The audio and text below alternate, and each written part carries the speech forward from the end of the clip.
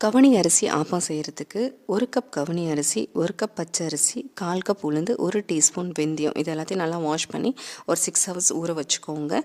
Subscribe பண்ணுங்கள், full video பாருங்கள். இந்த 6 ஹவர்ஸ் ஆனதுக்கப்புறம் கிரைண்டரில் எல்லாத்தையும் போட்டு நீங்கள் அரைச்சிக்கோங்க. அரைக்கும் போது இளநீ தண்ணி, இளநீ வழுக்கையும் மிக்ஸ் பண்ணிக்கோங்க. கொஞ்சம் பழைய சாதம் ஆட் பண்ணிக்கோங்க. உப்பு போட்டு ஒரு 6 ஹவர்ஸ் ஓவர் நைட் அதை ஃபர்மெண்ட் பண்ணதுக்கப்புறம் தண்ணி ஊற்றி இந்த பேட்டரோட கன்சிஸ்டன்சியை கொஞ்சம் ஃப்ளோயிங் கன்சிஸ்டன்சியாக சேஞ்ச் பண்ணிக்கிட்டு ஒரு ஆப்ப சட்டியை வச்சுக்கோங்க. சூடானதுக்கப்புறம் ஒரு 1.5 கரண்டி ஊற்றி ஒரு 2 ரொட்டேஷன் விட்டு லிட்டை க்ளோஸ் பண்ணி குக் பண்ணுங்கள். இந்த ஆப்பம் நல்லா முறுமுறுன்னு வரும். வீட்டில் கண்டிப்பாக ட்ரை பண்ணி பாருங்கள்.